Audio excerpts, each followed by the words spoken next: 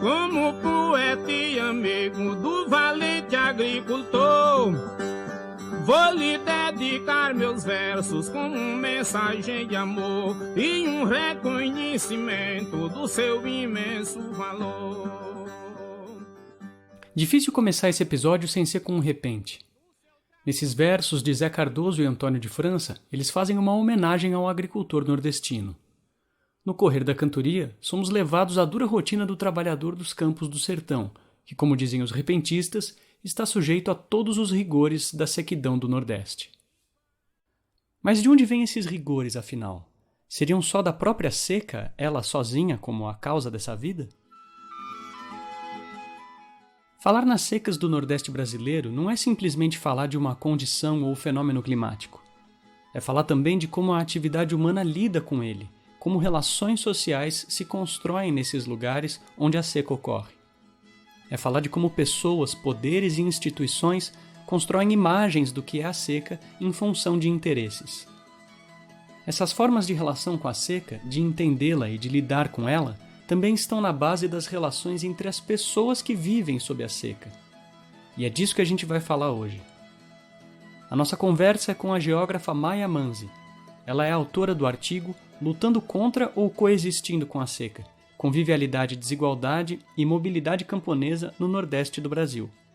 Ele faz parte do livro Constelações Conviviais na América Latina, que deve ser publicado em inglês ainda nos próximos meses pela editora Routledge. A Maia realizou um pós-doutorado pelo Messila e hoje é professora na Universidade Católica do Salvador, na Bahia. Eu sou Rafael Conkle. Bem-vindas e bem-vindos a mais um Diálogos Messila.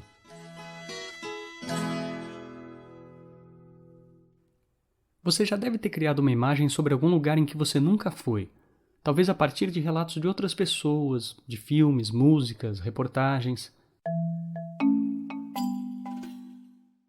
E essa imagem talvez te diga algo também sobre as pessoas que vivem nesse lugar.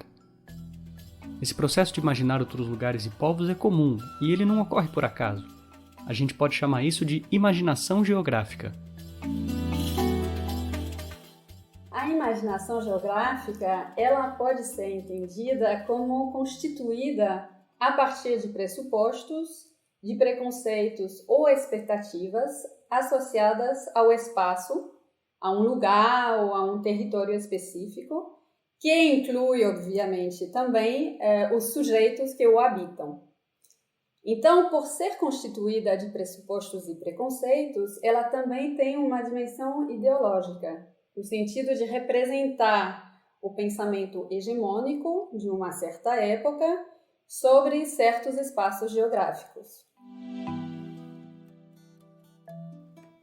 Por isso que, se entendemos a imaginação geográfica como reflexo ou produto de ideologias dominantes, podemos perceber como elas têm ajudado a reproduzir formas discriminatórias de representar o outro, típicas do pensamento colonial.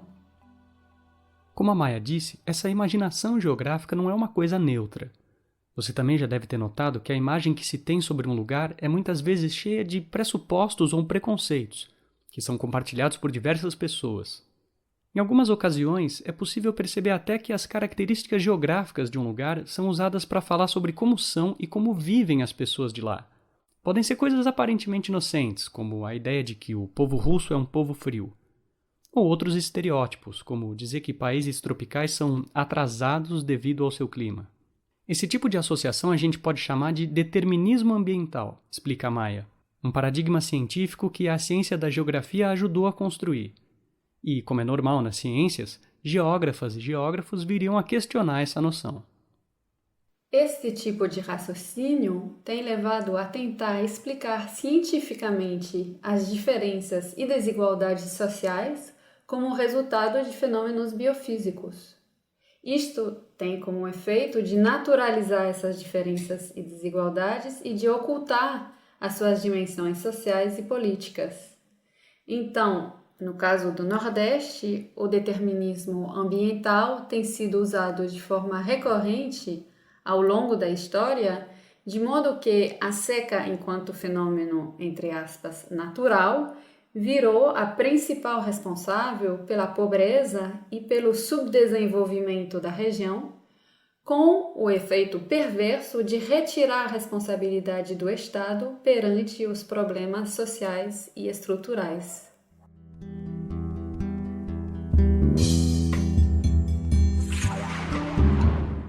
Pois é, a associação da seca como uma causa natural da pobreza cria uma imagem que oculta as decisões e ações humanas que constituem essa situação.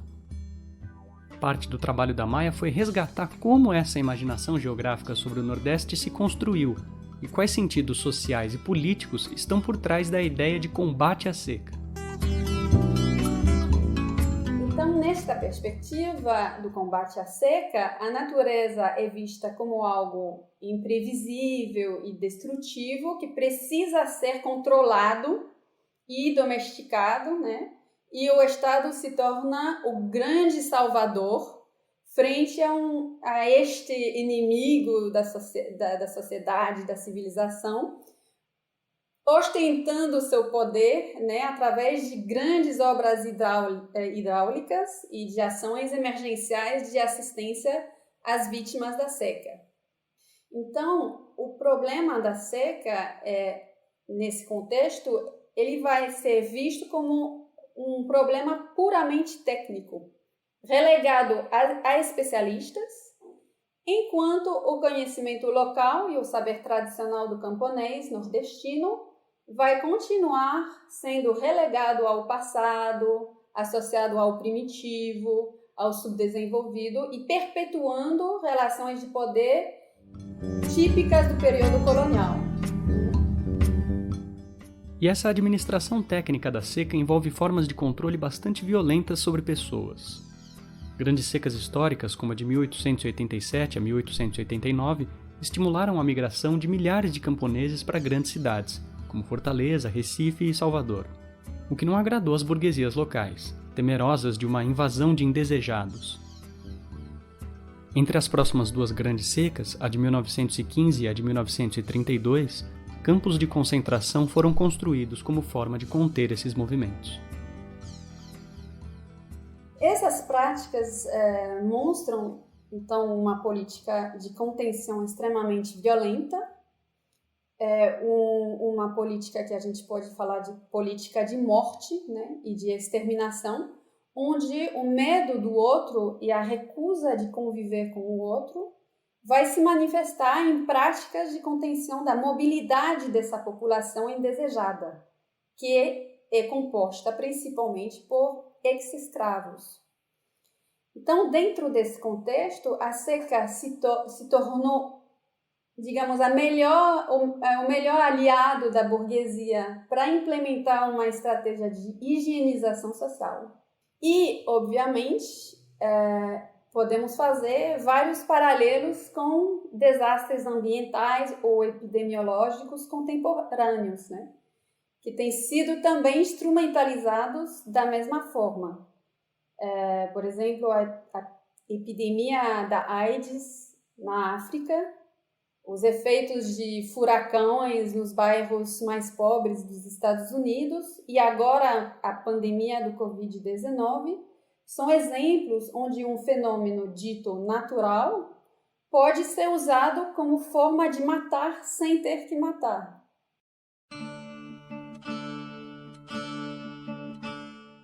É preciso lembrar que a história da luta contra a seca surge num contexto de abolição da escravatura no Brasil e desintegração do sistema de produção de açúcar no Nordeste. O trabalho da Maia presta atenção em como as intervenções sobre a seca são uma forma de responder a essa mudança de regime.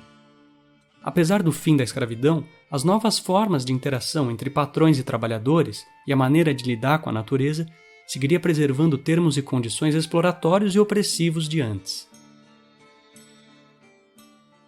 E esse regime de convivialidade, naquele regime entre escravos e donos e depois da abolição entre trabalhadores rurais e fazendeiros, funciona e ainda funcionava, né? Mas ainda funciona com base na propriedade privada, como direito supremo, né? Mesmo que ele tenha sido construído na falsidade e na manipulação, como no caso da grilagem de terra, que ainda acontece de forma corriqueira no Brasil.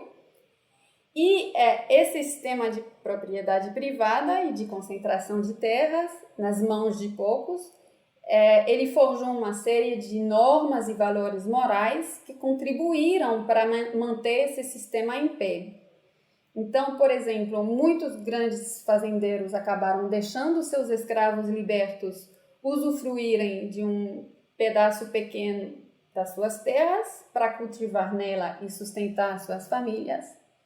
E isto era visto como um ato de bondade e de generosidade da parte dos proprietários.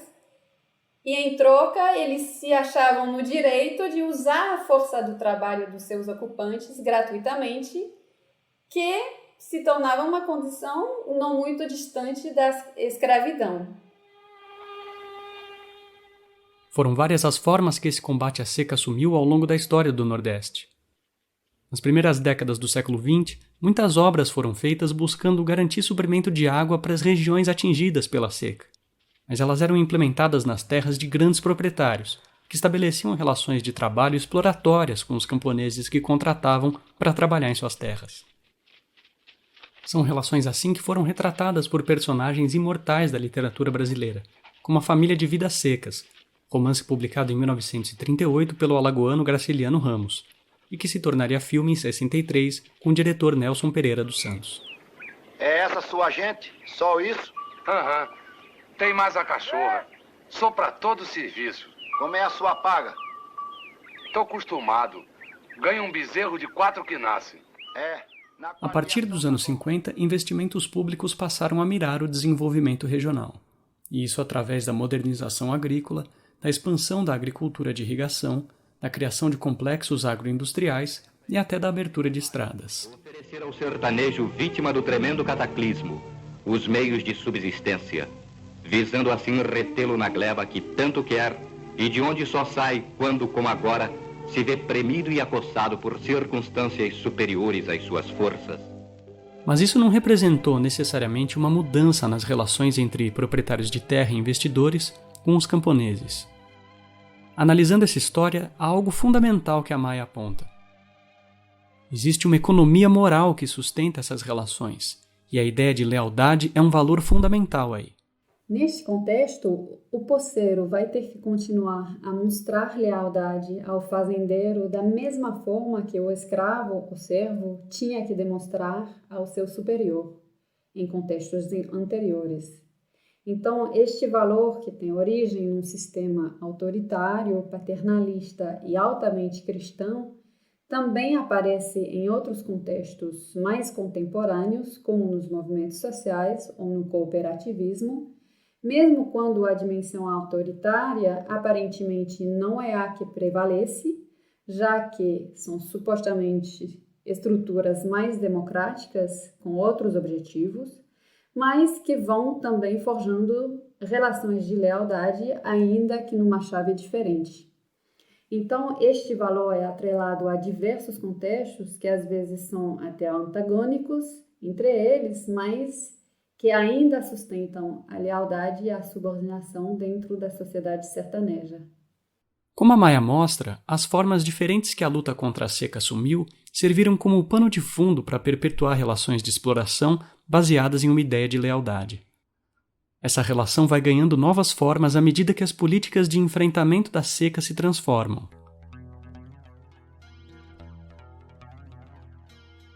Mas os problemas da indústria da seca foram ficando cada vez mais óbvios. Ao invés de dar soluções para a seca, essa forma de encará-la acabou ampliando problemas, tanto para a vida dos trabalhadores como para o próprio ambiente, lembra a Maia.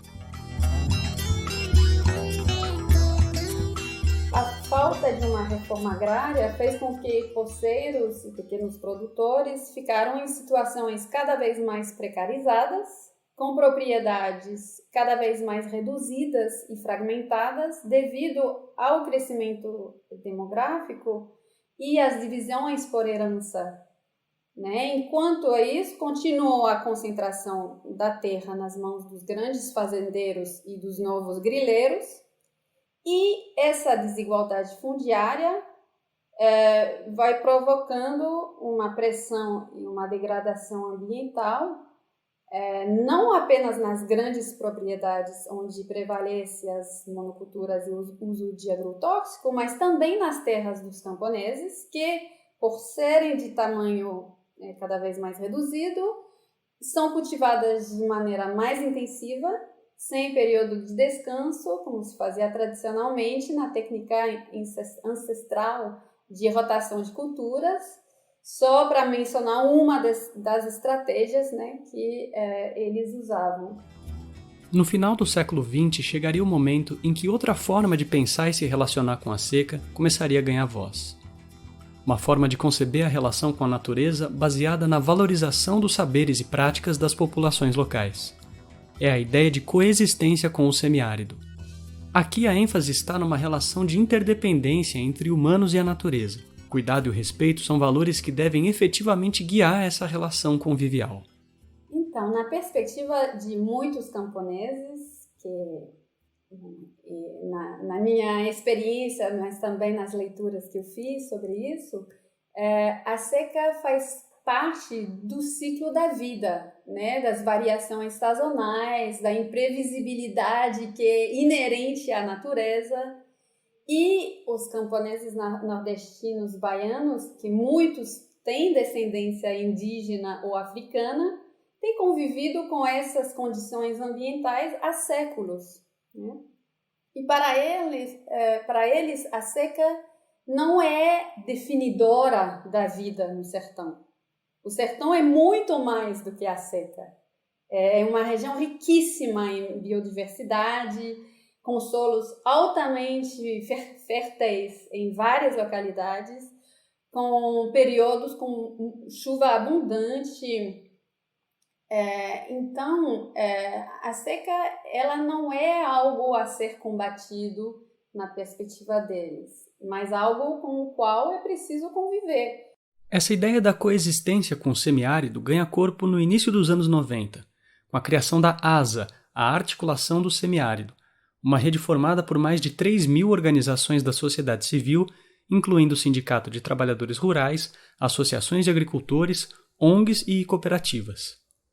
E a ASA ela tem como missão de defender e pôr em prática o projeto político da convivência com o semiárido, através de ações como o programa de 1 milhão de cisternas, que foi muito conhecido, né, durante também durante o mandato de Lula, mas também tiveram outros, uma terra e duas águas, cisternas nas escolas e sementes do semiárido.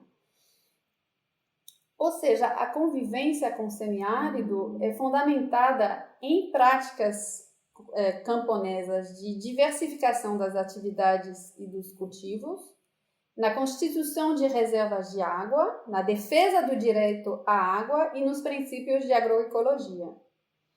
Então, uma dimensão importante desse projeto político é que ele se baseia em experiências nascidas do saber popular, do conhecimento camponês, em diálogo também com o saber científico, o que poderíamos chamar de conhecimento pluriversitário, né? Para usar o conceito de Boaventura.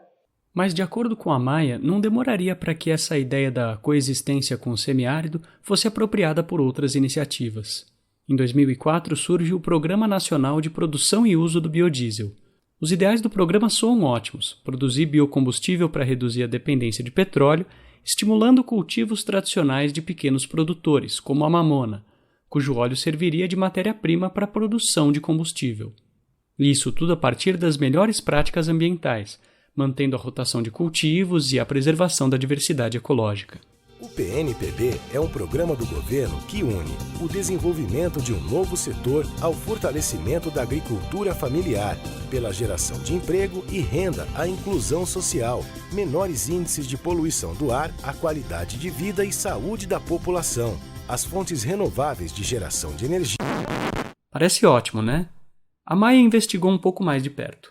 O Programa Nacional de Biodiesel prometia uma produção de energia de forma sustentável e também socialmente mais inclusiva. Nesse sentido, ele representa um exemplo emblemático de desenvolvimento sustentável, onde o que se trata de sustentar, de fato, é o próprio desenvolvimento capitalista, camuflado atrás de uma suposta preocupação com a sustentabilidade ambiental, que muitas vezes acaba sendo desmentida na prática. No caso mais específico da Bahia, o que foi constatado de forma cada vez mais clara é que as práticas agrícolas promovidas para a produção de matéria-prima do biodiesel foram cada vez mais formatadas no modelo do agronegócio, estimulando o camponês a utilizar sementes geneticamente modificadas que promovem a produção em monoculturas, o uso de agrotóxicos, o uso de maquinário e até o uso de sistemas de irrigação que aumentam a pressão sobre a água e, com isso, tendem a exacerbar os problemas relacionados com a seca. Só o discurso do desenvolvimento sustentável não basta para criar melhores condições de trabalho ou de uso da natureza. E a Maia percebeu que a implementação do PNPB reproduziu uma série de problemas. Estas mudanças na relação entre natureza e sociedade têm tido diversos efeitos socioambientais negativos, como, por exemplo, o aumento do desmatamento, o aumento da poluição emitidas pelas usinas de biodiesel e também pelo uso de fertilizantes químicos. Estes impactos ambientais contribuem para a emissão de gases de efeito estufa e isso acaba anulando os benefícios que o biodiesel poderia ter em relação ao petróleo em termos de redução de emissão de CO2, quando se calcula os efeitos apenas em termos de consumo. Isso sem falar também de outros efeitos perversos do agrodiesel, como as consequências do uso de agrotóxicos para a saúde dos trabalhadores rurais, a perda do saber popular e a perda da soberania alimentar, com o controle cada vez maior das empresas de biodiesel sobre os sistemas produtivos do camponês. Isto, então, demonstra como a produção do biodiesel, com base na agricultura, mesmo com a pretensão de ser implantada de forma ecológica e socialmente responsável, na prática acaba contribuindo para a expansão da fronteira agroindustrial no Brasil.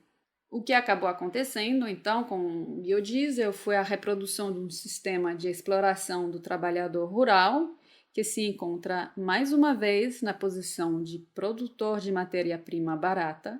E, além disso, o biodiesel também contribuiu para exacerbar as desigualdades entre agricultores familiares, já que o programa privilegia os agricultores mais produtivos.